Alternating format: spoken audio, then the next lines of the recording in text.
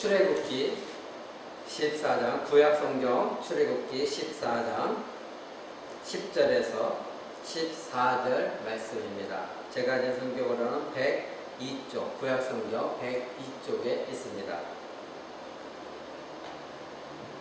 다 찾으신 줄 알고 제가 여러분 앞에 읽어드리겠습니다. 바로가 가까워올 때에 이스라엘 자손이 눈을 들어본 즉 애굽 사람들이 자기 뒤에 미친지라. 이스라엘 자손이 심히 두려워하여 여호와께 부르짖고 그들이 또 모세에게 이르되 애굽에 매장지가 없으므로 당신이 우리를 이끌어내어 이 광야에서 죽게 하느냐? 어찌하여 당신이 우리를 애굽에서 이끌어내어 이같이 우리에게 하느냐? 우리가 애굽에서 당신에게 고한 말이 이것이 아니냐? 이르기를 우리를 버려두라. 우리가 애굽 사람을 섬길 것이라 하지 아니하였더냐? 애굽 사람을 섬기는 것이 광야에서 죽는 것보다 낫겠노라. 모세가 백성에게 이르되 너희는 두려워 말고 가만히 서서 여호와께서 오늘날 너희를 위하여 행하시는 구원을 보라. 너희가 오늘 본 애굽 사람들은 또 다시는 영원히 보지 못하리라. 여호와께서 너희를 위하여 싸우시리니 너희는 가만히 있을지니라. 아멘. 이제 여러분에게 미리 알려드린 대로 오늘부터는 새로운 제목으로 말씀을 나누고자 합니다. 대제목은 하나님을 신뢰하라입니다. 하나님을 신뢰하라. 그래서 오늘 첫 번째 시간에 소제목으로는 조급증을 버리고 기다림을 취하라. 이 제목 가지고 여러분에게 말씀을 나누고자 합니다. 오늘 모세는 맨 마지막 14절에 여호와께서 너희를 위해 싸우시리니 너희는 가만히 있을지어다, 이렇게 이스라엘 백성들을 향하여 말하고 있습니다. 오늘 이 출애굽기 14장 10절부터 14절까지의 내용을 읽었지만 그 앞에는 이제 하나님께서 이스라엘 백성들을 10가지 재앙을 통하여 출애굽시키시고 이제는 광야에 들어갈 그런 길목에 있었습니다. 그런데 이 바로 왕은 마음을 바꿔서 이제 이스라엘 백성들을 추격하기 시작했고, 그러나 이스라엘 백성들 앞에는 홍해가 가로놓여져 있었습니다. 말하자면 진퇴양난입니다. 뒤에서는 바로의 막강한 군사가 기병을 끌고 그들을 잡으려고 쫓아오고 있고, 앞에는 도저히 건널 수 없는 바다가 펼쳐져 있습니다. 이런 상황 속에서 이스라엘 백성들은 하나님께서 자기 자신들을 애굽의 종에서 구출해 내셨음에도 불구하고 이들은 하나님께 불평과 불만을 모세에게 쏟아부으면서 하나님을 향하여 불평하고 있는 것입니다. 그들의 불평이 무엇이었습니까? 오늘 읽은 본문 말씀에 11절에 보니까 이들이 두려워서 하는 말이 우리가 매장지가 애굽 땅에 없기 때문에 우리를 데리고 나왔느냐? 우리가 애굽에서 죽는 것보다는 광야에서 죽는 것보다는 애굽에서 죽는 게 낫다. 그리고 우리를 버려두라고 내버려 두라고 하지 않았느냐? 우리는 애굽 종살이가 더 낫다. 차라리 그들을 섬기고 그들이 비록 종이지만 애굽의 왕이 주는 그래도 따뜻한 밥 이거라도 먹을 수 있고 안전에 있지 않느냐? 그러니 우리를 그대로 내버려 두는 것이 그것이 바로 우리를 위한 길이었는데 지금은 출애굽시켜서 광야에서 이제는 죽게 만드는구나, 이렇게 불평과 불만합니다. 이럴 때 모세가 한 말이 13절에 너희는 두려워 말고 가만히 서서 여호와께서 오늘날 너희를 위하여 행하시는 구원을 보라. 너희는 두려워하지 말라. 그리고 잠잠하라. 가만히 있어라. 그리고 너희를 위하여 하나님께서 행하시는 구원이 무엇인가를 봐라. 이렇게 이스라엘 백성들에게 말하고 있습니다. 여러분, 오늘 제가 소제목으로 여러분이 알려드린 것이 무엇입니까? 조급증을 버리고 기다림을 취하라입니다. 조급증과 기다림은 정반대의 개념입니다. 조급증이 있으면 기다리는 마음이 없는 것이고 기다림의 마음이 있으면 조급증은 사라집니다. 여러 가지 우리에게는 조급증이 있습니다. 살다 보면은 자녀에 대한 조급증이 있습니다. 내 자녀가 빨리 좀 성장했으면, 남들보다 좀 더 나았으면, 공부도 좀 더 잘했으면, 이런 부분은 좀 이렇게 했으면 조급증이 있습니다. 그래서 선행학습을 시키고, 그리고 정말로 대한민국이 지금 교육열이 너무나 높아서 이것이 과연 정상적인가 그런 마음이 들 정도로 자녀에 대한 부모가 조급증이 너무나 많이 있습니다. 그리고 또 각각의 성공과 명예에 대한 조급증이 있습니다. 내가 지금 이 나이에 중년인데 또는 내가 지금 열심히 일할 때인데 조금 더 내가 뭔가 성공을 해야 되지 않는가. 그리고 또 신앙에 대한 조급증도 있습니다. 교회에 대한 조급증도 있습니다. 교회가 빨리 성장해야 되는데, 교회에 빨리 사람들이 많이 몰려야 들어야 되는데, 좀 이렇게 되어야 되는데 여러 가지 조급증이 있습니다. 그리고 내 주변에 있는 사람들이 빨리 구원을 받기를 원하는 마음으로 조급증을 가지고 내가 나의 능력으로 그 사람을 설득하려고 하고, 그리고 그 사람을 어떻게든지 그 사람이 하나님께 돌아오게 하는 강압적인 방법을 사용하기를 원하는 마음, 이 모든 것이 조급증입니다. 그러나 문제는 사람이 아무리 이러한 조급증을 가지고 있다 할지라도 자신의 능력으로는 되지 않는 일들인 것입니다. 더욱이 신자는 하나님이 기뻐하시는 뜻, 하나님이 행하시는 섭리, 우리 가운데 계획을 두시고 하나님이 일하시는 것, 이 모든 것들을 기다릴 줄 아는 사람이 신자입니다. 신앙에서 기다림은 하나님을 신뢰할 때 가능한 것이고, 조급증은 하나님을 불신할 때 일어나는 일입니다. 오늘은 조급증과 기다림, 그리고 이 조급증이 발생할 때 바로 조급증이 내 안에 일어나면 인간은 자기도 모르게 자기의 주도권을 가지고 행사하기를 원하는 그런 마음을 갖게 되어져 있습니다. 그래서 오늘은 이것을 가지고 여러분과 함께 나누고자 합니다.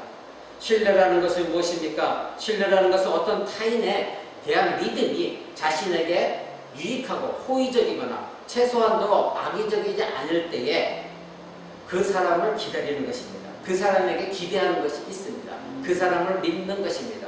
누군가를 신뢰한다고 한다면 신뢰하는 대상이 하는 일에 자기네 의견을 내세우지 않습니다. 왜냐하면 그 사람을 신뢰하기 때문입니다. 그리고 신뢰가 가장 기본 바탕이 되기 때문에 설사 상대방이 나에게 어떠한 일을 나중에 결과적으로 잘못된 일을 행한다 할지라도 그 믿는 당시만큼은 그 사람을 신뢰하게 되어지는 것이죠. 그러나 만약에 상대방을 신뢰하지 못하면 조급증이 발동하기 시작하고, 그리고 내 주장, 내 의견을 내세우기 시작하고, 내가 판단에 따라서 내가 주도권을 가지려고 하는 것입니다. 왜냐하면 상대방을 믿지 못하기에, 신뢰하지 못하기 때문인 것입니다. 상대방을 신뢰하지 못하겠으니 내가 나의 능력으로 행하겠다 하는 것이죠. 상대방에게 신뢰가 있으면 할 말이 무언가 있어도 참고 기다립니다. 그리고 상대방이 행하겠지, 그 사람이 능력이 있으니까 믿어줍니다. 내가 상대방보다 그의 일을 행할 능력이 없다는 것을 알기 때문에 상대방에게 나의 주도권을 이양하는 것입니다. 여러분, 여리고성을 보십시오. 여리고성에서 하나님은 침묵하셨습니다. 그 여리고성은 정말로 견고한 성이었습니다. 근데 이스라엘 백성들은 어떤 백성이었습니까? 광야에서 40년 동안 유목생활을 하고 힘이 빠질 대로 다 빠진 그러한 이스라엘이었습니다. 변변치 않은 공격력, 무기도 별로 없었습니다. 하나님께서는 그러한 이스라엘 백성들에게 그저 침묵하라 말씀하셨습니다. 당시 이스라엘은 많은 훈련 가운데 하나님을 신뢰했고, 그리고 하나님께 모든 주도권을 내어드렸기에 하나님의 말씀대로 침묵하고 있다가 마지막에 하나님께서 함성을 질러라 했을 때 그들은 하나님 말씀에 순종하여 함성을 질렀더니 그 경고했던 도저히 난공불락의 여리고성이 무너내려졌습니다. 오늘의 본문 내용은 이스라엘이 애굽에 내린 하나님의 10가지 재앙을 다 경험했음에도 불구하고 하나님이 또한 불기둥과 구름기둥으로 자기 자신들을 지금 현재도 인도하고 보호하신다는 것을 그들은 눈앞에 보고 있음에도 불구하고 하나님께 불평하는 상황을 우리는 오늘 본문 가운데 읽었습니다. 문제는 홍해가 그들의 가로막고 있었고 뒤에는 애굽 군대가 추격하고 있었습니다. 그들의 한 말이 무엇이었습니까? 우리를 그대로 내버려 두라. 우리가 애굽 땅에서 죽는 것이 차라리 낫지. 왜 강에 끌고 와서 매장지가 없어서 강에 죽게 하느냐. 이런 불평이었습니다. 이는 마치 유대인들이 예수님을 십자가에 못 박으라고 외칠 때에 그들이 외쳤던 것은 무엇이었습니까? 우리에게는 가이사 외에는 다른 왕이 없습니다. 즉 로마 황제 가이사 외에는 우리에게 왕이 없다. 이렇게 외쳤던 것과 같은 것입니다. 예수 그리스도는 바로 그들의 왕이었습니다. 온 우주 만물의 왕이었지만 이 유대인들은 예수님을 부인하고 인간 황제, 로마 황제, 세상에 권력을 갖고 있는 가이사, 그 사람만이 우리의 왕이다 외쳤던 것과 같은 것입니다. 이스라엘의 배은망덕은 여기서부터 시작되었습니다. 바로 성경에 기록되어 있을 때에 출애굽에 나와 있는 첫 불평이 바로 이 불평이었습니다. 9가지 재난과 10가지 마지막 재앙인 6월절 어린 양 사건, 그리고 구름기둥, 불기둥 다 경험했음에도 불구하고 다시 애굽으로 돌아가고자 하는 이런 마음을 갖는 것, 이것이 오직 이스라엘 백성만의 일이겠습니까? 저와 여러분도 조금만 어려움이 닥치면 하나님을 떠나서 내 마음대로 살고 싶어하고 오히려 하나님 부담스러울 적이 얼마나 많이 있었습니까? 바로 신뢰라는 것은 나를 도우셨던 하나님, 그리고 약속하신 하나님께서 모든 것을 약속하신 대로 실행하시고 인도하신다는 것을 믿는 것입니다. 그러나 이스라엘 백성들은 하나님 베풀어진 모든 기적을 그들이 경험했고 지금도 체험하고 있음에도 불구하고 하나님의 선하신 인도하심을 그들은 믿지 못했던 것입니다. 신자의 신앙생활 속에서 때로는 고난이 닥치기도 합니다. 그럴 때에 하나님께 여러분들이 따져보고 싶을 때도 있습니다. 왜 내게만 이러한 고난과 환난, 어려움이 있습니까? 나에게 왜 이런 일이 발생해야 됩니까? 그러면서 여러분들은 하나님의 선하심을 의심할 때도 많이 있을 것입니다. 그러나 하나님을 신뢰한다고 한다면 여러분 안에 무언가 따질 것이 있고 할 말이 많다 할지라도 스스로 잠잠하여 여호와 하나님을 바라고 하나님을 신뢰할 때에 자기의 주도권을 내려놓게 되어집니다. 그러나 여러분이 계속해서 하나님을 믿지 못하고 하나님 나에게 왜 이러한 일을 발생하게 했습니까? 하나님 책임지십시오. 그렇게 따지다가 하나님의 응답이 없을 때는 결국 어떻게 합니까? 하나님은 말씀 다 버리고 자기가 생각대로 자기 능력대로 자기가 주도권을 가지고 하나님 대신에 어떤 일을 행하고자 하는 것이 그것이 인간입니다. 그러나 참된 신자라고 한다면 끝까지 하나님을 믿고 신뢰하고 하나님께 주도권을 내어드리고 참고 견디고 기다립니다. 이것이 참된 신자입니다. 그럴 때에 하나님은 그런 신자에게 하늘로부터 오는 평강과 안식을 하나님이 허락해 주시는 것입니다. 오늘 우리가 찬양했습니다. 내 영혼이 극한 기쁜 데서 하나님 주시는 평화, 그 평화는 인간이 만들어낸 평화가 아니라 바로 우리가 찬양했던 건 무엇입니까? 하늘에서 내려온 평화. 이렇게 우리는 찬양을 통해서 하나님께 영광을 돌렸습니다. 바로 이러한 평안과 안식을 하나님은 주시는 것입니다. 오늘 모세는 이러한 배은망덕한 이스라엘에게 마지막 14절에 여호와께서 너희를 위하여 싸우시리니 너희는 가만히 있을지어다, 너희는 잠잠히 있을지어다 이렇게 말합니다. 여기서 원어로 보면 침묵하도록 시켜라, 즉 너희 자신을 침묵 가운데 너희들을 복종시켜라, 침묵하게 하라, 너희는 잠잠하라, 입을 다물라, 하나님이 행하시는 것들을 이제 보아라. 모세는 이와 같이 이스라엘 백성들에게 말하고 있습니다. 기다리라는 것입니다. 자, 그러면 여러분과 함께 오늘 알아볼 말씀은 왜 이스라엘은 하나님을 신뢰하지 못했을까 이것입니다. 첫 번째로 하나님을 신뢰하지 못한 이유는 조급함 때문이었습니다. 조급함이라는 것은 언제나 자기 주도권을 행사하려고 하는 욕망을 불러일으킵니다. 내가 그 상대방을 믿지 못할 때는 내 안에서 조급함이 일어나고 결국엔 내가 그 일을 대신 행하려고 하는 자기 주도권을 가지려고 하는 욕망을 불러일으킵니다. 출애굽한 이스라엘은 뒤에는 애굽 사역, 앞에는 홍해가 가려져 있기에 마음이 조급해지기 시작했습니다. 하나님께서 이미 자기 자신들 위해 행하신 모든 일들, 10가지 재앙과 지금도 구름기둥, 불기둥을 인도하시는 그 하나님을 잠잠히 하나님을 바라보고 의지하기보다는 내 눈앞에 보여지는 현실이 너무나도 크게 그들의 마음을 흔들었기 때문인 것입니다. 그래서 조급해지기 시작했습니다.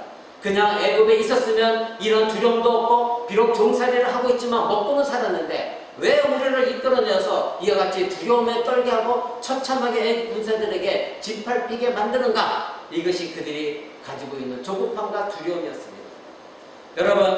여러분은 잘 알다시피 우리는 하나님의 계획을 다 알지 못합니다.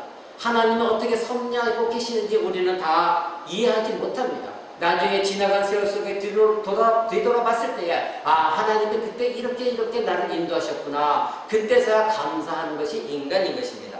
하나님께서 미래에 어떠한 방식으로 온 천하 만물을 다스리시고 섭리하시는지 우리는 전혀 알 길이 없습니다. 능력이 없습니다. 그러나 확실한 것은 과거에 하나님이 이미 행하신 능력을 확신한다고 한다면 앞의 일도 하나님의 선하신 계획 가운데 선하신 하나님이 우리를 선하신 방법으로 이끌어 주시고 나의 피난처가 되어 주신다는 것, 이것을 믿는 것이 신앙인 것입니다. 여러분, 지난주에 말씀드린 내용을 기억하고 있습니까? 제목, 이미 여러분 가운데 행하신 하나님의 능력, 지극히 크신 능력이 무엇인지를 알기를 원한다. 이 말씀이었습니다.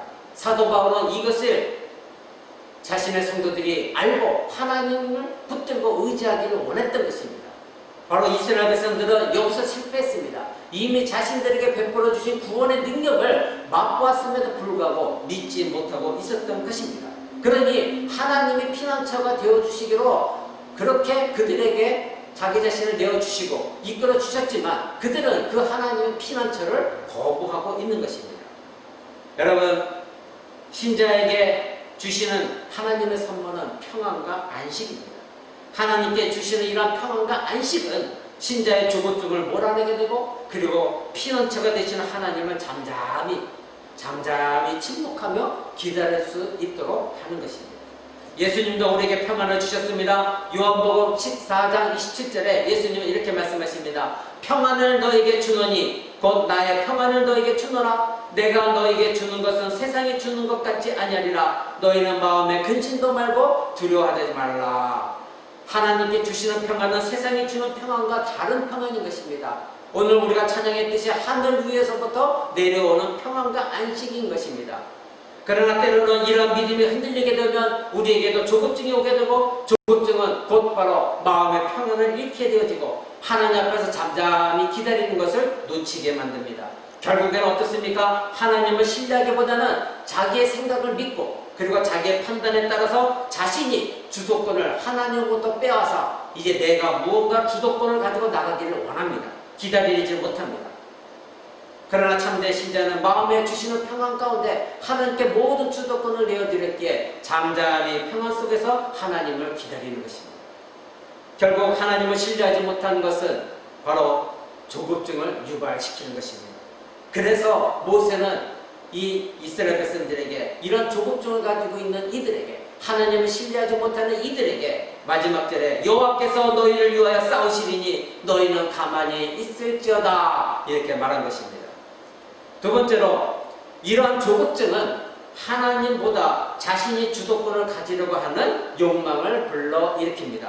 앞서 잠깐 말씀드렸습니다. 내게 조급증이 있으면 상대방을 믿지 못합니다. 그러면 내가 무언가를 행하려고 합니다. 그랬을 때 내가 주도권을 쥐고 하나님보다도 내가 무언가를 행하려고 하는 것입니다.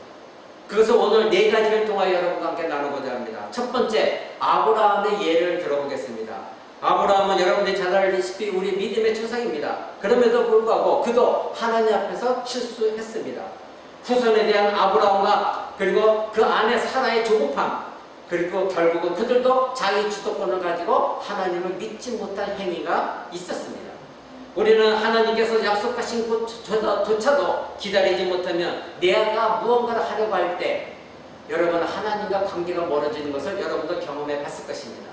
하나님께서 아브라함에게 이렇게 말씀하셨습니다. 내가 너를 많은 민족의 조상으로 삼겠다. 이 뜻은 무엇입니까? 내가 너에게 후사를 주겠다는 것입니다. 자녀를 통하여 많은 민족을 네가 그 민족들의 조상이 되게 하겠다. 이렇게 약속하셨습니다. 그러면 아브라함이 할 일은 무엇입니까? 신실하게 하나님 약속하신 말씀을 붙들고 의지하고 기다리는 것. 그것이 신자입니다. 하나님께서 약속하신 일을 언제 이루실지 어떻게 이루실 것인지 그것은 모두가 하나님께 속한 것이고 하나님의 주권에 맡겨 드려야 되는 것입니다. 아브라함은 하나님 앞에서 신실한 종으로서 하나님의 약속을 믿고 그리고 의지하고 붙들고 사는 것이 그의 신앙이어야 했습니다. 물론 그는 우리보다 훨씬 아주 큰 믿음을 가지고 그는 하나님 앞에 순종하며 살아왔습니다. 그러나 몇 번의 실수가 그도 하나님 앞에서 실수를 저질렀습니다. 아브라함 자신도 86세가 되도록 자식이 없었으니 하나님의 약속하신 자녀에 대한 신뢰가 희미해질 때가 있었습니다. 더욱이 아내 사라는 지속적으로 자녀에 대한 욕심이 너무나 많아서 이제는 아브라함에게 자기의 몸종 하가를 내어주면서까지 자식을 소유하고 싶은 욕망이 사라에게 있었습니다. 그러기에 이런 것을 계속해서 아브라함 옆에서 이 사라는 바가지를 긁었을 것이고 그리고 아브라함을 계속 재촉했을 것이고 이럴 때마다 아브라함은 하나님께 받은 약속 그 약속이 속설없이 이 사라의 불평과 바가지 속에 묻혀버릴 수밖에 없었던 것입니다. 아브라함을 향한 사라의 요구는 당신에게 주지 하나님 약속은 불가능한 것이다. 그러니 하나님을 더 이상 의지하지 말자. 그리고 당신과 나, 우리의 힘, 우리 두 부부의 힘으로 자녀를 낳자. 그러니 이제는 나는 나이가 늙었으니 경수도 다 끊겼으니 이제 내 몸좀 하갈에게 들어가서 자녀를 생산하라. 그러면 그 자녀가 내 자녀가 될 것이다. 이렇게 요구한 것입니다. 바로 하나님을 신뢰하지 못하겠으니 우리가 주도권을 가지고 행사하자 이것입니다. 아브라함도 잠잠히 신실하신 하나님의 약속을 기다리기보다는 사라의 말에 동요가 되어서 조급함 속에서 이제 사라의 말을 듣고 그 계획에 동의하게 되었습니다. 물론 우리는 성경을 통하여 이제 아브라함이 인간적인 방법을 통하지 아니하였어도 끝까지 참고 기다렸다고 한다면, 하나님의 때를 기다렸다면 충분히 하나님의 약속을 이루셨을 것을 우리는 알고 있습니다. 이 부분은 저와 여러분도 마찬가지입니다. 우리도 하나님께 성경 말씀을 통하여 많은 말씀을 통하여 약속하셨지만 우리도 여전히 조급함 속에서 믿지 못하고 하나님의 약속을 기다리기보다는 내가 먼저 앞서 행할 때가 얼마나 많습니까? 우리도 여전히 동일한 죄인들입니다. 결국 아브라함이 이스마엘을 낳은 이유가 조급함에서 출발한 것이고, 그리고 자기 주도권을 행사한 것이며, 그래서 자기 주도권을 행사하면 조급함에서 기인한 것입니다. 이 조급함은 어디서 나왔습니까? 신뢰할 대상을 신뢰할 수 없을 때 나타나진 것입니다. 바로 신뢰할 대상은 하나님이십니다. 하나님이 약속하셨습니다. 근데 그 하나님을 신뢰하지 못한 것입니다. 그러니 조급함이 나왔고, 그 조급함이 이끈 것은 바로 자기 주도권을 가지고 자기가 행하는 것이었습니다. 하나님은 아브라함에게 자손의 번창을 여러 번 약속하셨습니다. 여러분, 창세기 12장 2절에 한번 볼까요? 앞에 창세기를 한번 볼까요? 창세기 12장, 구약성경 창세기 12장 2절에 이렇게 말씀하십니다. 내가 너로 큰 민족을 이루고 네게 복을 주어 네 이름을 창대케 하리니 너는 복의 근원이 될지라. 너무나 유명한 말씀이죠. 내가 너로 큰 민족을 이루게 하겠다. 그 뒤에 15장 2절을 한번 보십시오. 아브라함이 가로되 주 여호와여 무엇을 내게 주시겠나이까? 나는 무장하옵니다. 나의 상속자는 이 담에서 엘리세니이다. 이렇게 말합니다. 그럴 때 하나님께서 4절에 보니까 여호와 말씀이 그에게 임하여 가라사대 그 사람은 너의 후사가 아니다. 네 몸에서 날 자가 네 후사가 되리라 하시고, 그를 이끌고 밖으로 나가 가라사대 하늘을 우러러 묵배를 셀 수 있나 보라. 또 그에게 이르시되 네 자손이 이와 같이 많을 것이다. 약속하셨습니다. 여러분, 15장 4절에 그렇게 하나님 말씀하시기를 뭐라고 말씀하십니까? 15장 4절에 네 몸에서 날 자가 네 후사가 될 것이다. 이렇게 말씀하셨습니다. 또 15장 9절에서 10절 한번 보십시오. 이럴 때 하나님의 약속으로 하나님께서 어떤 언약식을 거행하십니다. 제가 이거 시간이 없게 다 읽지 않고 간략하게 말씀드리겠습니다. 하나님이 아브라함을 믿지 못하니까 언약식을 거행하는데 짐승의 반을 쪼개어서 양쪽에 늘어놓으라고 말씀하십니다. 즉 짐승의 반을 쪼갰을 때 피가 철철철 흐르는 것입니다. 그때 아브라함은 말씀대로 짐승을 잡아 반쪽으로 쪼개고 양쪽에 놓았습니다. 그리고 하나님께서 타는 횃불을 가지고 그 사이를 지나가셨습니다. 아브라함은 지나간 간 것이 아니라 하나님께서 친히 그 핏길을 걸으셔서 그 사이를 지나가셨습니다. 이것은 아브라함에게 하나님이 어떤 하나님인가, 약속을 지키시는 하나님이라는 것을 보여주기 위하여 하나님께서 아브라함이 이해할 수 있도록 그때 당시에 중근동 지방에 행했던 언약식을 통하여 아브라함에게 하나님의 약속이 이렇게 철저히 지켜질 것이다 약속하셨습니다. 바로 내가 이 약속을 지키지 않으면 이 피를 흘린 짐승처럼 나는 죽게 될 것이다. 이것을 그때 당시에 각 지방마다 족장들이 서로의 언약식을 거행했던 것입니다. 하나님은 아브라함을 믿지 못하기 때문에 친히 하나님께서 그 핏길을 걸으시면서 너는 나를 믿으라 이렇게 말씀하신 것입니다. 여러분, 결국 아브라함은 그러나 하갈과 동침하였습니다. 이스마엘을 낳았습니다. 이 사건은 가정의 분란을 일으키는 원인을 제공했습니다. 창세기 16장 2절에 보면 16장 2절을 보십시오. 이스라엘 온 회중이 강에서 창세기 16장 2절입니다. 창세기 16장 2절에 보면 사레가 아브라함에게 이르되 여호와께서 나의 생산을 허락하지 아니하셨으니 원컨대 나의 여종과 동침하라. 내가 혹 그로 말미암아 자녀를 얻을까 하노라. 아브라함은 사레의 말을 들으니라. 결국은 아브라함은 사레의 말을 듣고 하갈을 얻게 되었습니다. 여러분, 그러나 그는 하갈에게서 얻은 이스마엘은 약속의 자녀가 아니었습니다. 창세기 17장 1절에 하나님은 이스마엘을 얻은 후에 아브라함에게 다시 나타나십니다. 17장 1절 한번 보십시오. 아브라함이 99세 때에 여호와께서 아브라함에게 나타나서 그에게 이르시되 나는 전능한 하나님이라 너는 내 앞에서 행하여 완전하라 이렇게 말씀하십니다. 자, 하나님께서 이스마엘을 얻은 후에 약 14년 동안은 아브라함에게 말씀하지 않으셨습니다.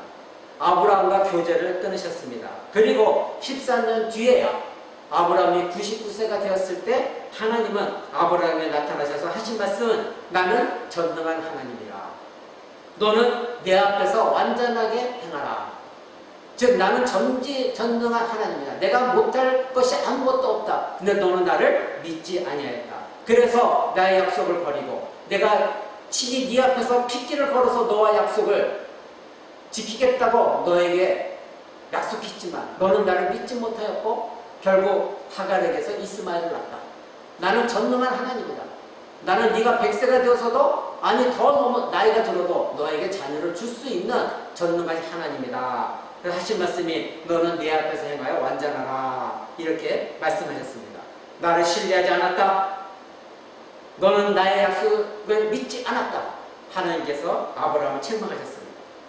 그리고 하나님은 아브라함에게 다시 약속을 지키실 것을 말씀하십니다. 17장 19절 한번 보십시오. 17장 19절 하나님이 가라사대 아니라 네 아내 사라가 정녕 네게 아들을 낳으리니 너는 그의 이름을 이삭이라 하라. 내가 그와 내 언약을 세우리니 그의 후손에게 영원한 언약이 될 것이다. 아멘. 이렇게 말씀하십니다. 하나님의 약속은 우리에게 충분히 주어졌습니다. 아브라함에게도 충분히 주어졌습니다. 하나님은 약속을 충분히 그리고 완전하게 하나님의 방법으로 이루실 수 있는 그 하나님은 능력이 있으신 하나님이십니다. 우리가 신실하신 하나님 이렇게 부르는 뜻은 바로 하나님은 약속을 변개치 아니하시고 시건하지 아니하시고 반드시 약속을 이행하시는 하나님, 그 하나님을 말할 때 우리는 신실하신 하나님 이렇게 우리는 부르고 있는 것입니다. 문제는 신실하신 하나님을 신뢰하지 못하는 인간의 불완전성, 인간의 죄성이 문제입니다. 죄된 인간이 언제나 조급함을 가질 때는 언제나 자기의 타당한 이유가 있습니다. 합리적인 이유가 있습니다. 인간적으로 들을 땐 다 맞습니다. 그럴듯합니다. 인간적으로 이해가 된다 할지라도 아브라함도 사라도 정작 자신들의 후사를 간절히 원했고 그러니 90세가 되어서 자녀가 없으니 어느 정도 그들에게도 이해가 되어지고 합리적인 이유가 있을 수 있습니다. 그러나 아브라함이 끝까지 하나님을 신뢰했다면 그리고 사라의 말에 동의하지 않았다면 그들은 하나님으로부터 약속된 자녀를 이삭을 결국 얻게 되어질 것이고 하나님의 큰 영광을 드러냈을 것입니다. 그런데 조급함은 하나님을 신뢰하지 못하게 하였고 결국 이 조급함이 바로 자신들이 어떤 일을 행하려고 하는 이 자녀가 없는 문제를 해결하려고 하는 바로 자기 주도권을 가지고 행사함으로 말미암아 이스마엘을 얻게 되었고 지금까지도 이스라엘과 큰 원수지간이 되어지는 민족이 되어진 것입니다. 여러분 오늘 말씀 대의 제목은 하나님을 신뢰하라입니다. 기다림은 신뢰를 바탕으로 합니다. 신뢰가 없으면 기다릴 수가 없습니다. 항상 약속을 잘 지키는 사람이 5분 정도 늦겠다 이렇게 연락이 오면 기다립니다. 그러나 언제나 약속을 지키지 않는 어떤 사람이 내가 몇 시에 가겠습니다 약속했을 때에 여러분은 그 사람의 말을 믿지 않습니다. 왜냐하면 신뢰가 없기 때문입니다. 그리고 그 사람을 기다리지 못합니다. 좀 늦으면 오늘도 역시 안 오겠지 하고 그 약속을 파기합니다. 여러분 신뢰라는 것은 바로 기다림 속에서 나타납니다. 하나님을 신뢰하지 못할 때 마침내 하나님 대신에 인간들은 자기의 주도권을 행사하려고 하고 결국은 자기 행위가 나오기 시작하는 것입니다. 내 편에서 무언가를 행하려고 하는 욕망이 싹트게 되어지는 것입니다. 이것이 아브라함이 하나님 앞에 실수한 바로 약속을 믿지 못한 죄인 것이었습니다. 여러분 두 번째로는 사울왕의 예를 들어보겠습니다. 사울의 조급함과 그리고 사울도 어떻게 자기의 주도권을 행사하는가 함께 나눠보고자 합니다. 하나님께서는 이스라엘에게 제사법을 주셨습니다. 하나님께 어떻게 제사를 드리는가 제사를 통한 의식의 율법을 주셨습니다. 제사는 반드시 제사장이 하나님께 제사를 드리도록 하셨습니다. 그런데 사울은 제사장 사무엘을 기다리지 못하고 왕인 자기가 직접 제사를 하나님께 드린 죄를 범하였습니다. 여러분 구약성경 사무엘상 13장을 한번 보겠습니다. 사무엘상 13장, 제가 가진 성경으로는 구약성경 427쪽에 있습니다. 사무엘서 13장 8절에서 14절입니다. 제가 봉독합니다. 사울이 사무엘의 정한 기한대로 이레를 기다리되 사무엘의 길갈로 오지 아니하며 백성이 사울에게서 흩어지는지라. 사울이 가로되 번제와 화목제물을 이리로 가져오라 하여 번제를 드렸더니 번제 드리기를 필하자 사무엘이 온지나 사울이 나가 맞으며 문 안에 사무엘이 가로되 왕이 행한 것이 무엇입니까? 사울이 가로되 백성은 나에게서 흩어지고 당신은 정한 날에 오지 아니하고 블레셋 사람은 막밑에 모였음을 내가 보았으므로 이에 내가 이르기를 블레셋 사람은 나를 치러 길갈에 내려오겠거늘 내가 여호와께 은혜를 간구하지 못했다 하고 부득이하여 번제를 드렸나이다. 사무엘이 사울에게 이르되 왕이 망령되게 행하였도다. 왕의 하나님 여호와께서 왕에게 명하신 명령을 지키지 아니하였도다. 그리하였더라면 여호와께서 이스라엘 위에 왕의 나라를 영영히 세우셨을 것이오늘 지금은 왕의 나라가 길지 못할 것이라. 여호와께서 왕에게 명하신 바를 왕이 지키지 아니하였으므로 여호와께서 그 마음에 맞는 사람을 구하여 그 백성의 지도자로 삼으셨느니라.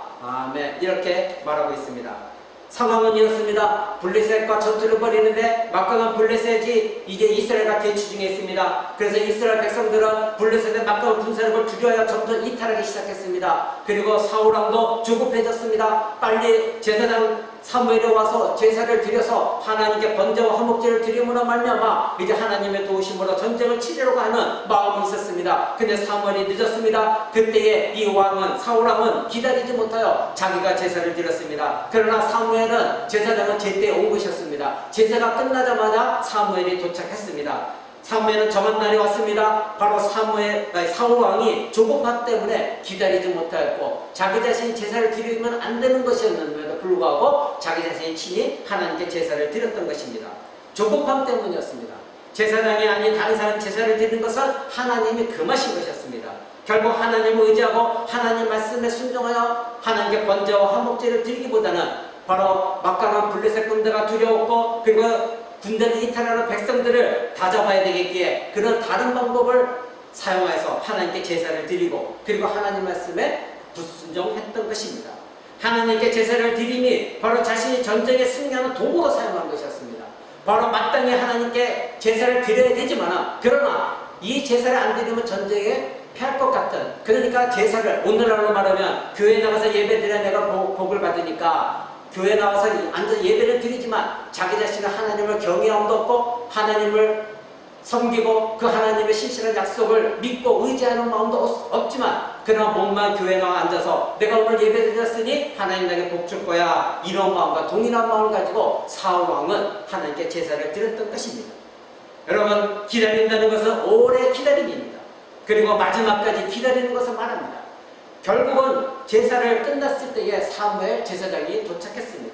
마지막까지 기다리는 것입니다. 그것이 기다림입니다. 여러분 시편 40편 1절에는 이렇게 말합니다. 내가 여호와께 기다리고 기다렸더니 귀를 기울이사 나의 부르짖음을 들으셨도다. 아멘. 여러분 기도할 때 얼마나 하나님을 의지하고 기도합니까? 몇 번 기도하다가 여러분 기도가 응답되지 않으면 여러분 포기한 일이 얼마나 많이 있습니까? 그러나 시편 기자는 말합니다. 내가 여호와께 기다리고 기다렸더니 이 표현은 나는 끝까지 기다렸다 이 표현인 것입니다. 내가 기다리고 기다렸더니 하나님께 나의 기도에 귀를 기울이사 나의 부르짖음을 들으셨도다. 즉 응답하셨도다. 이렇게 시편 기자는 말합니다. 만약에 사울왕이 조급한 마음을 버리고 이제 기다리고 기다렸다고 한다면 하나님께서 응답하셨을 것입니다. 그런데 이 사울왕은 기다림의 마음을 즉 기다리고 기다리지 못하여 기다림을 중단하고 결국은 자기의 주도권을 가지고 행한 것입니다. 결국 사울왕은 이 사건으로 인해서 하나님으로부터 왕위를 빼앗기게 됩니다. 당장 빼앗기는 것이 아니라 나중에 하나님께서는 사울이 왕이 되었을 그 기간에 사무엘 제사장을 통하여 다윗에게 소년 다윗에게 기름을 부으셔서 그를 왕으로 세워주셨습니다. 결국 이스라엘은 그때 당시에 두 사람의 왕이 있었습니다. 실제적인 왕은 사울왕이었지만, 명목상의 왕은 사울왕이었지만 실제적인 왕은 하나님께서 택하신 왕은 다윗 왕이었습니다. 그래서 사무엘 제사장은 14절에 그렇게 말한 것입니다. 사무엘상 13장 14절, 지금은 왕의 나라가 길지 못할 것이라 여호와께서 왕에게 명하신 바를 왕이 지키지 아니하였으므로 여호와께서 그 마음에 맞는 사람을 구하여 그 백성의 지도자를 삼으셨느니라. 아멘. 이렇게 말하고 있습니다. 여러분, 하나님의 정하신 법칙이 있습니다. 때가 있습니다. 하나님의 계획이 있습니다. 내가 생각할 때 내 생각이 아무리 옳고 판단이 옳다 할지라도, 합리적이다 할지라도 하나님의 생각과는 언제나 다를 때가 너무나 많이 있습니다. 여러분, 내 앞에 닥친 어려움의 현실 속에서 내가 잠잠히 하나님의 기다리지 못하고, 그리고 하나님의 행하심을 바라보지 못하고 말씀에 순종이 없고 하나님과 교제가 없다고 한다면 여러분은 반드시 하나님께 주도권을 내어드리기보다는 내가 무언가를 행하려 하고 하나님부터 내 주도권을 빼앗아 내가 행할 때에 그때는 저주의 길이 될 수밖에 없는 것입니다. 여러분, 우리에게 주는 교훈은 무엇입니까? 아브라함과 사울은 모두 기다림에 실패했습니다.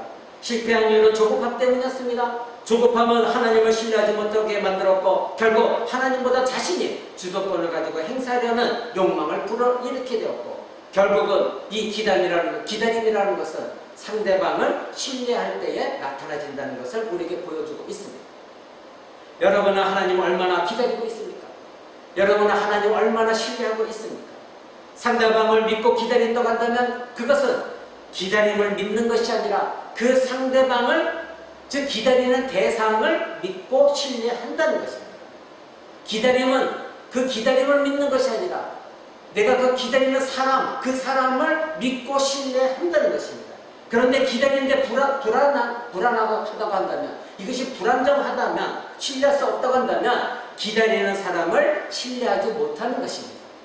여러분은 하나님의 응답을 기다리지 못하고 하나님의 때를 기다리지 못하고 한다는 것은 바로 하나님을 믿는다고 하면서도 하나님을 믿지 아니하는 것이요, 하나님을 있을로는 의지한다고 하면서 실제적으로 여러분 하나님을 의지하지 않는 것입니다. 그러니 내가 어찌하든 무슨 방법을 써서라도 교회가 번창해야 되고 빨리 성장해야 되고 많은 사람을 불러들여야 되고 그래서 교회 건물을 지어야 되고, 그러다 보니까 사람의 방법을 사용하게 되고 하나님이 주신 방법이 아닌 인간의 방법을 사용하면서도 그들이 내세우는 것은 하나님이 하셨습니다, 이런 거짓말을 하는 것입니다.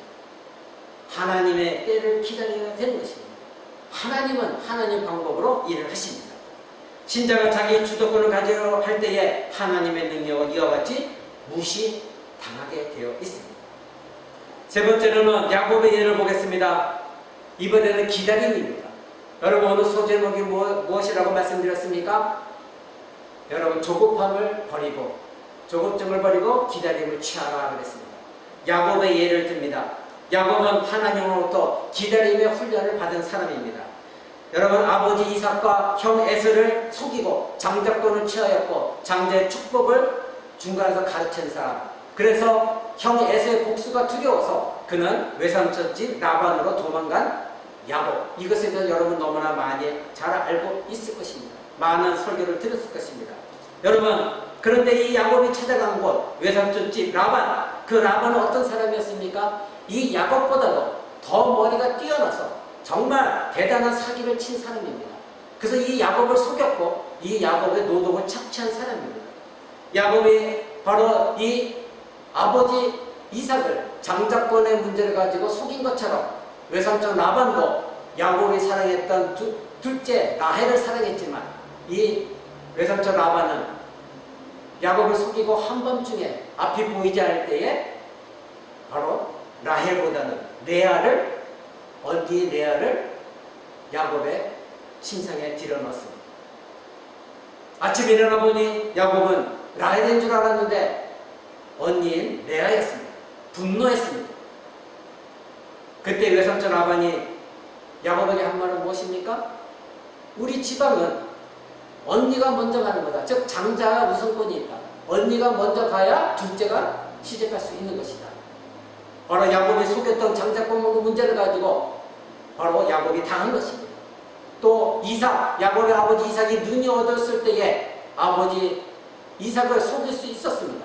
바로 형과 같이 털이 많은 사람으로 보이고자 형의 옷을 입고 털 많은 옷을 입고 들어가 아버지의 눈을 속였습니다. 마찬가지로 야곱도 깜깜한 밤중에, 요즘처럼 등이 있었겠습니까? 깜깜한 밤중에 침상 속에 알아볼 수 없을 때에 이 외삼촌 라반은 라헬이 아니라 레아를 들여보냈고, 그는 결국 어두운 가운데 알아보지 못하고 레아를 취했던 것입니다. 바로 이와 같이 야곱은 자기 자신의 아버지 이삭과 그리고 형 에서를 속인 것과 똑같은 방식으로 바로 외삼촌 라반으로부터 돌려받게 되어졌습니다. 결국 이삭은 레아를 얻기 위해 7년을, 그리고 진정 사랑했던 라헬을 얻기 위해 7년을 더 일을 했습니다. 말하자면 결혼 집착은이었습니다. 14년 동안 그는 임금을 하나도 받지 못하고 외삼촌 라반 집에서 일을 하게 되었습니다. 여러분, 자승자박이었습니다. 당시 야곱은 외삼촌 라반의 악함에 대해 아무것도 항의할 수가 없었습니다. 법적으로 누구에게 호소할 수도 없었습니다. 누구에게 도움을 청할 수도 없었던 것입니다. 그러나 하나님께서는 야곱의 이러한 상황 속에서 원래 그 야곱의 자리로 돌아가도록 이 상황을 만드셨고, 그리고 이 상황 속에 야곱이 견디게 하셨던 것입니다. 야곱의 이 기간 동안 다른 방법은 없었습니다. 외삼촌 아버지 부당한 줄 알지만 그것에 한갈 힘도 그에게 없었고 방법도 없었고, 오늘날처럼 법에 호소할 수도 없었습니다. 오늘날이라면 노동법에 호소하겠지만 당시 야곱은 그 누구도 이 억울함을 토로할 사람이 없었던 것입니다.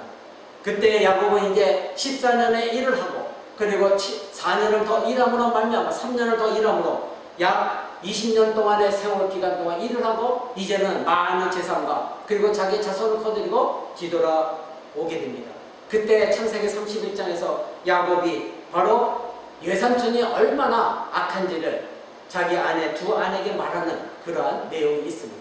바로 자기가 그렇게 일을 했지만 자기가 그래서 열심히 일한 대가를 얻었을 때에 외삼촌 라반이 안색이 변하여 이젠 자기를 치려고 한다, 그런 말을 고백하게 됩니다.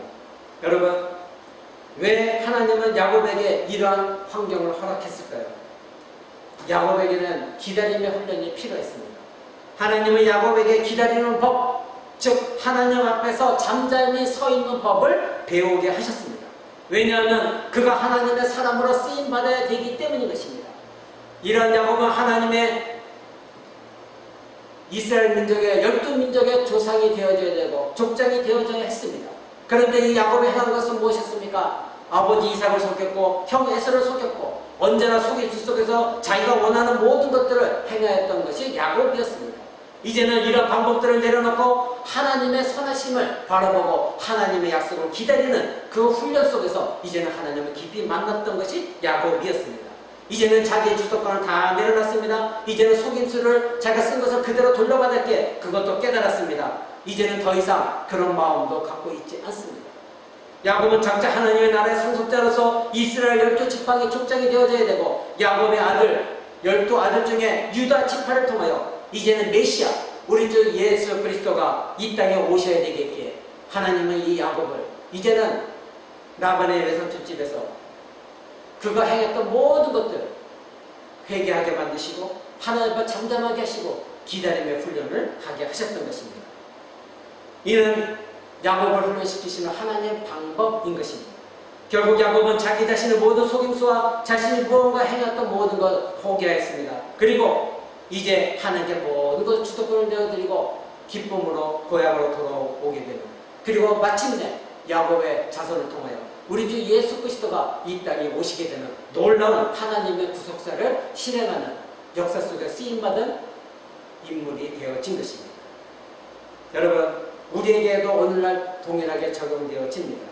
하나님 앞에서 조금 무언가 빨리 이루려고 조급한 마음 가지고 내 생각과 내 방법으로 사람을 속이고 그리고 여러 가지 머리를 굴려가면서 하나님이 기뻐하지 않는 일을 행한다고 한다면 여러분은 하나님으로부터 또 훈련을 받게 되어질 것입니다.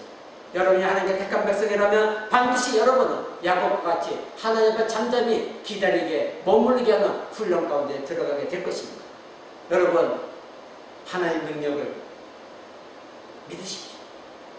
하나님은 약속하신 성경에 있는 모든 말씀을 믿고 기다리십시오. 그리고 하나님께 기다리고 기다리며 하나님의 응답을 사모하십시오. 그 하나님은 우리 주 예수 그리스도를 여러분 위해서 이 땅에 보내시고 십자가에 죽게 하셔 내어주신 하나님이십니다. 그 하나님, 예수 그리스도를 우리를 위해서 십자가에 내어주신 그 하나님이 무엇이 부족해서 여러분에게 주시지 않겠습니까? 기다리십시오. 네 번째는 모세의 예를 들어보겠습니다. 모세도 하나님으로부터 기다리는 훈련을 받은 사람입니다. 모세는 히브리 사람이었습니다. 그러나 애굽의 바로왕의 딸에 의해서 40여 년 동안 애굽의 왕자로 자라났습니다. 어떻게 애굽의 왕자로 자라나게 됐는지 여러분이 이미 성경을 통해 잘 알고 있습니다. 시간이 없기 때문에 다 설명을 못 드립니다. 이제 그러나 그에게는 애굽 왕자로 자라났지만 히브리인의 피가 흘렀고 동족을 향한 긍휼한 마음이 있었습니다. 어느 날 애굽 사람이 핍박을 당하는 것을 보고 그 애굽 사람 자기 동족이 이스라엘 한 사람이 애굽 사람부터 핍박 당하는 것을 보고 바로 이 모세는 그 애굽 사람을 죽이고 모래 밑에 파묻었습니다. 근데 문제는 바로 이 사건이 발각이 되었습니다. 바로왕이 이제 이 모세를 잡으려고 했고 모세는 목숨이 두려워서 피하게 되었고 광야로 피신했고 결국 미디안 땅으로 가 피신했습니다. 그곳에서 40년 동안 침묵하며 살았습니다. 바로의 왕자로서 40년을 살았고 광야에서 40년 동안 침묵하면서 양치기 목자로서 살아왔습니다. 그런데 어느 날 하나님께서 40년 뒤에 가시떨기 나무의 불꽃 가운데서 하나님 모세를 부르셨습니다. 하나님께서 모세를 부르신 이유는 무엇이었습니까? 출애굽기 3장 10절에 이렇게 말합니다. 내가 너를 바로에게 보내어 너로 내 백성 이스라엘 자손을 애굽에서 인도하여 내게 하리라. 너를 이스라엘 백성들의 지도자로 삼겠다는 것입니다. 바로 하나님은 그를 이스라엘 백성을 출애굽시킬 지도자로 삼기 위하여 모세를 광야에 밀어넣으셨고 기다리며 훈련을 시키신 것입니다. 이때 모세의 반응을 보십시오. 출애굽기 3장 11절은 이렇게 말합니다. 모세가 하나님께 고하여 내가 누구간데 바로에게 가며 이스라엘 자손을 애굽에서 인도하여 내겠습니까? 그리고 4장 13절에 보면 주여 보낼 만한 자를 보내소서 이렇게 거부합니다. 여러분 애굽 왕의 왕자로 있을 때에 이 모세는 어떤 사람이었습니까? 자기 민족이 한 사람이 핍박을 당하는 것도 조차도 참지 못하고 내 안에 혈기가 일어나서 조급함 속에서 자기가 이 문제를 해결하려고 하는 내가 이스라엘의 백성인데 바로 내 백성이 저렇게 핍박을 당하고 있으니 내가 나서서 이 문제를 해결하리라. 그래서 그 애굽 사람을 죽였습니다. 혈기가 왕성했습니다. 자기가 그 문제를 해결하려고 했던 사람이었습니다. 그런데 하나님은 이러한 모세를 40년 동안 미디안 땅에서 참고 견디고 인내하며 기다림의 훈련을 하게 하셨습니다. 이제는 하나님 부르셨을 때에 그 혈기가 왕성했던 모세가 하나님이 내가 너를 지도자로 삼겠다 했을 때 한마디 하나님 나는 그런 사람이 못됩니다. 내가 도대체 누구의 일에 바로왕에게 가겠습니까? 내가 도대체 누구라고 이스라엘 자손을 애굽에서 인도해낼 그럴 만한 능력이 있겠습니까? 겸손하게 하나님 말씀에 거부합니다. 그러면 한마디 주여 보낼 만한 자를 보내소서. 이것은 악한 거부가 아니라 자기 자신을 알고 있었던 것입니다. 자기가 얼마나 무능한 존재요, 자기가 얼마나 힘이 없는 존재고 그리고 아무 쓸모없는 존재라는 것을 스스로 알았던 것입니다. 과거의 모세가 아니었습니다. 그런데 이런 모세에게 하나님이 함께 하실 것을 말씀해 주십니다. 바로 하나님께서 지팡이를 던져봐라 했을 때 그 지팡이가 뱀이 되었습니다. 다시 집어봐라 했을 때 다시 원상태의 지팡이로 돌아오게 됩니다. 또 네 손을 네 품에 넣어봐라 했을 때에 그 모세의 손이 문득병이 걸려되었고 다시 품속에 넣었을 때 깨끗하게 된 것, 이 모든 것을 보여주셨습니다. 바로 하나님께서 내가 너와 함께 할 것이다 이렇게 모세에게 말씀해 주신 것입니다. 하나님은 모세가 광야에 있는 기간 동안에 자기가 주도하여 이스라엘을 구하겠다는 모든 육체적인 욕망 다 내려놓게 하셨고 그리고 모세는 바로왕에 섰기 때문에 논리적으로 그리고 모든 말을 너무나 잘할 수 있는 언변에 능한 사람이었습니다. 그런데 이 모세는 하나님 앞에서 나는 말을 할 줄 모르는 자입니다. 나는 말하는 것이 졸합니다. 나는 말하는 것에 능숙하지 못합니다. 이렇게 말했던 모세였습니다. 그 모든 혈기가 왕성했고 자기 자신 최고라고 생각했던 모든 것들 다 내려놓게 하신 분이 바로 하나님이십니다. 바로 모세를 지도자로 세우기 위하여 하나님 40년 동안 모세를 광야에 있게 하신 것입니다. 기다리게 하셨던 것입니다. 사랑하는 성도 여러분, 우리가 계획했던 어떤 일들을 성취하기 위해 여러분은 자기 자신 방법과 자기의 생각으로 판단하여 하나님과 관계없는 결정을 하고 행동할 때가 얼마나 많이 있습니까? 지금도 여러분 아마 그러한 일을 행하고 있을지 저는 모르겠습니다. 그 생각과 판단으로 행한 것이 이루어져 갈 때에, 그러나 그것이 어느 순간 허무하게 무너져 버리고 이루어지지 않는 그런 경우를 여러분 많이 경험했을 것입니다.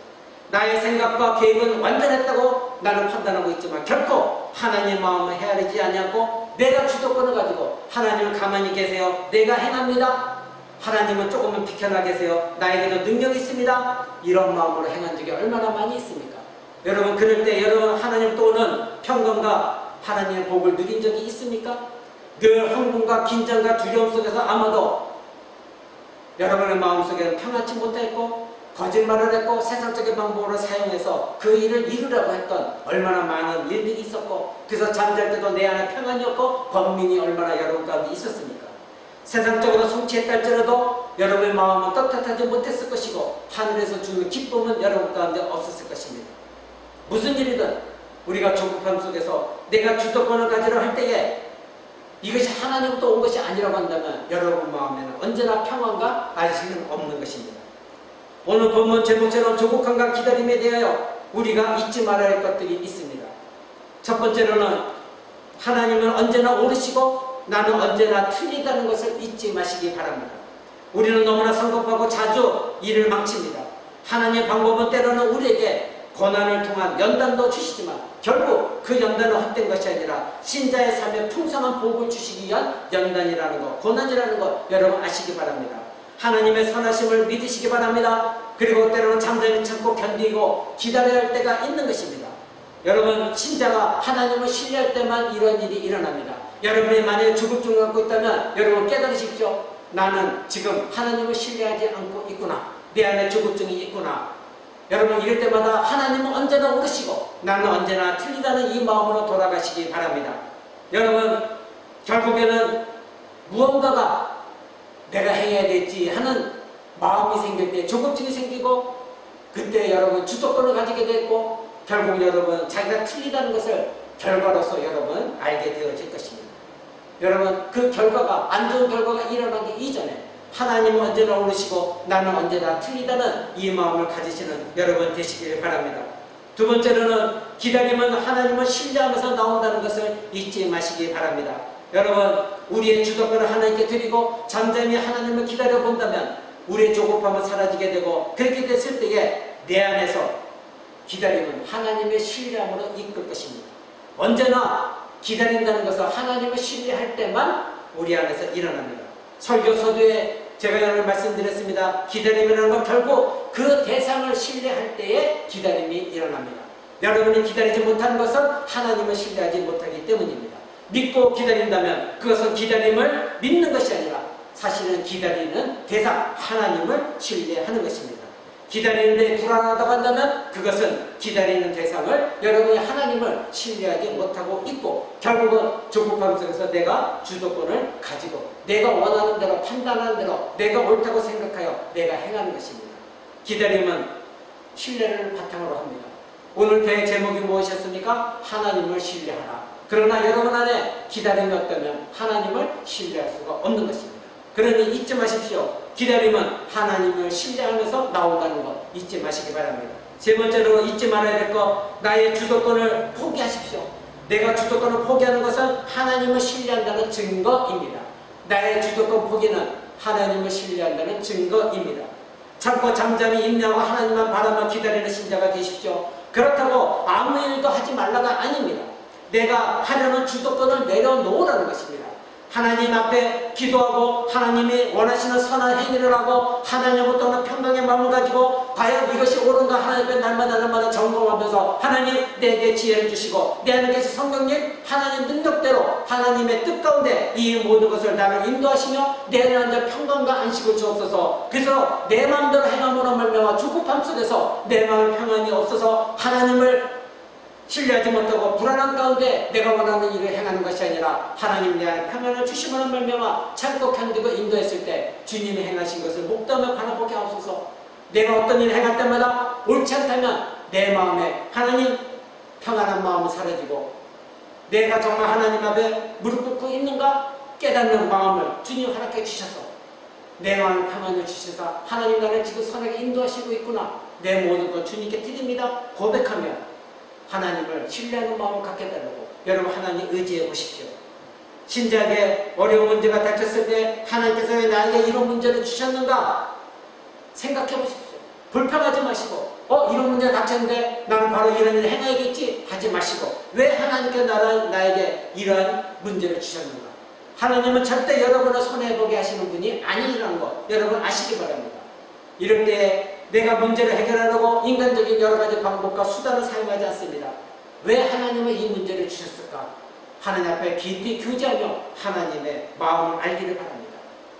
여러분, 신실한 신자와 그리고 하나님을 신뢰하지 못하는 신자의 차이점이 무엇입니까? 어려움에 닥쳤을 때에 신실한 신자는 하나님께서 이런 문제를 주셨는가를 잠잠히 하나님을 바라보며 하나님을 묵상합니다. 이때 하나님의 뜻을 이해하기 시작합니다. 그리고 자기의 무언가 잘못됐다는 걸 알기 시작합니다. 그리고 하나님이 원하시는 방향으로 자기가 행하는 것들을 포기하고 하나님의 계획 가운데 걸어갑니다. 그러나 하나님을 신뢰하지 못하여 조급증이 있는 신자는 자신의 생각과 방법을 그대로 주장하고 자기가 주도적으로 문제를 해결하려고 합니다. 그렇게 될 때 여러분은 하나님과 교제가 막히기 시작합니다. 그리고 하나님께서 이런 문제를 내 앞에 두셨는지를 그 이유를 알지 못하게 결국은 내 방법으로 그 결과는 도탄에 빠지게 되는 것입니다. 사울왕을 보십시오. 조급하게 자기 자신이 주도권을 가지고 행하였을 때에 결국 그들은 왕위를 빼앗긴 원인이 되었습니다. 바로 하나님이 빼앗으시면 누구도 취할 수가 없는 것입니다. 하나님이 빼앗으면 누가 그것을 막을 수가 있겠습니까? 창조주 하나님이, 전능하신 하나님이 나의 것을 빼앗아 간다면 누가 그것을 막을 수가 있겠냐 이것입니다. 잠잠하고 기다리십시오. 하나님을 선하심을 잠잠히 기다리시는 여러분 되시기 바랍니다. 내 주도권을 내려놨을 때 하나님을 신뢰한다는 증거라는 것 잊지 마시기 바랍니다. 마지막으로 네 번째로는 조금 늦더라도 목적지까지 이끄시는 분은 하나님이시라는 것 잊지 마시기 바랍니다. 여러분이 목적지까지 스스로 가는 것이 아니라 하나님께서 여러분을 선하신 계획 가운데 목적지까지 하나님이 이끄신다는 것 잊지 마시기 바랍니다. 무언가 세상적으로 조급하게 그리고 성공하려고 하지 마십시오. 무언가 세상의 관점으로 신앙을 성장을 도모하려 하지 마십시오. 무언가 세상적인 관점으로 교회 사이즈를 키우려고 하지 말아야 됩니다. 세상적인 방법으로 복음 전도를 하려고 하지 말아야 됩니다. 세상적인 방법으로 자녀들을 양육하려고 하지 말아야 됩니다. 하나님은 이스라엘의 홍해를 건너고 난 뒤 40년 동안 광야에서 훈련시키셨습니다. 홍해를 건너고 가나안 까지는 직선거리로 약 640km 정도 됩니다.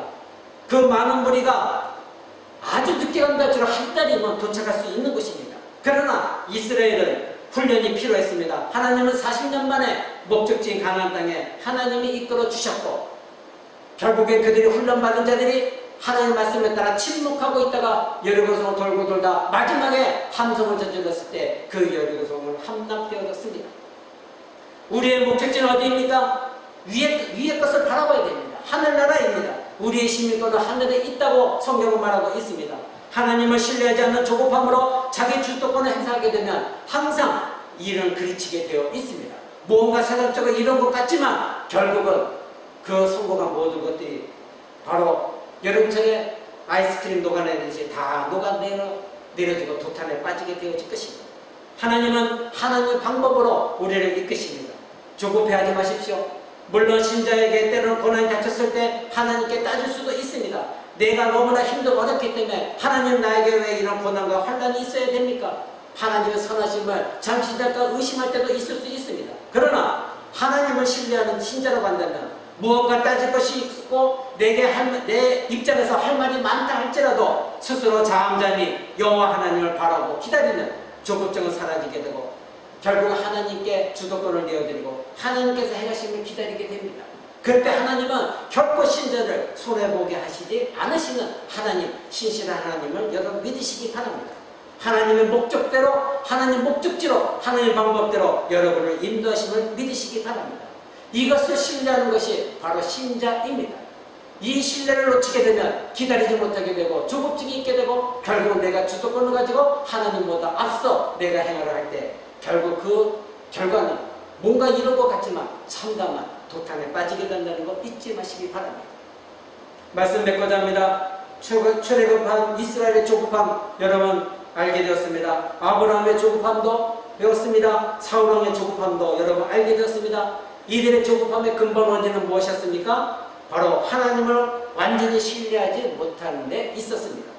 하나님을 신뢰하지 못하고 조급함에서 나오는 욕망이 무엇이었습니까? 바로 하나님으로부터 주도권을 내가 빼앗아 오려고 하는 것, 내가 행하려 하는 것. 이것은 불행의 시작입니다. 하나님을 여러분이 믿는다고 한다면 여러분은 기다릴 수 있을 것입니다. 하지만 하나님을 믿지 못하면 여러분은 기다리지 못합니다. 믿고 기다리면 그것은 말씀드린 대로 기다림을 믿는 것이 아니라 바로 기다리는 대상인 하나님을 믿는 것입니다. 하나님을 신뢰하는 것입니다. 여러분의 기다림의 대상은 누구입니까? 하나님 아니십니까?